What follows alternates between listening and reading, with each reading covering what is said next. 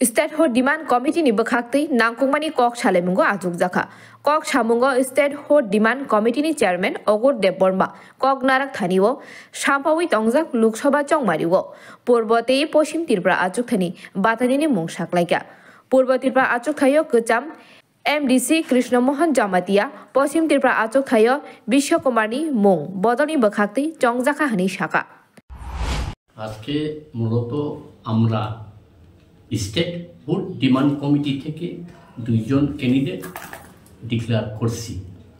এখন মিটিং হওয়ার পর পূর্ব ত্রিপুরায় কৃষ্ণমোহন জমাতিয়া এক্স এমডিসি, পশ্চিম ত্রিপুরায় বিশ্বকুমার দেববর্মা ডাকনাম উত্তম, ওনাকে আমরা প্রার্থী হিসাবে আজকে ঘোষণা করছি। এর জন্য সাংবাদিকদের বাইরের সাথে কিছু ডিক্লারেশন দিব বলে আমরা ইনভাইট করছি আপনাদেরকে। কি মনে করেন এই লোকসভা নির্বাচনে কেন কোন ইস্যুটাকে সামনে রেখে আপনারা এগোচ্ছেন? আমরা তো আমাদের মেন ডিমান্ড হলো স্টেটহুড TTADC কে বেস্ট করে। আগে থেকে আমিও IPAT জেনারেল সেক্রেটারি ছিলাম, 9 থেকে আমরা সেই দাবি আমি করে আসছিলাম NC দেববর্মার সাথে, কিন্তু উনি পাবলিককে ঢুকা দেওয়ার ফলে আমি 2016 প্রতিবাদী হয়ে উঠেছিলাম। কিন্তু IPAT বা পাবলিকরা যে সময় আমরা সত্য কথা উদ্ঘাটন যখন করেছিলাম তখন আমাদেরকে বিশ্বাস করিনি। 5 বছরে দেখেছি আমরা ওনারা কি করেছেন IPAT নামক দল।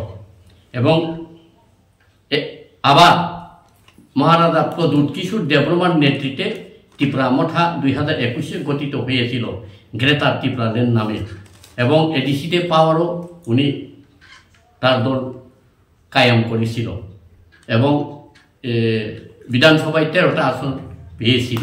কিন্তু আজকে দেখলাম প্রদ্যুৎ বাবু মহারাজ উনি যখন বলেছিলেন we no compromise without greater Tripura land, এবং লাস্ট 15 বলেছিল, কিন্তু গেল 2 তারিখ মার্চ উনি কি করেছেন এটা ত্রিপুরাবাসী সবাই জানেন।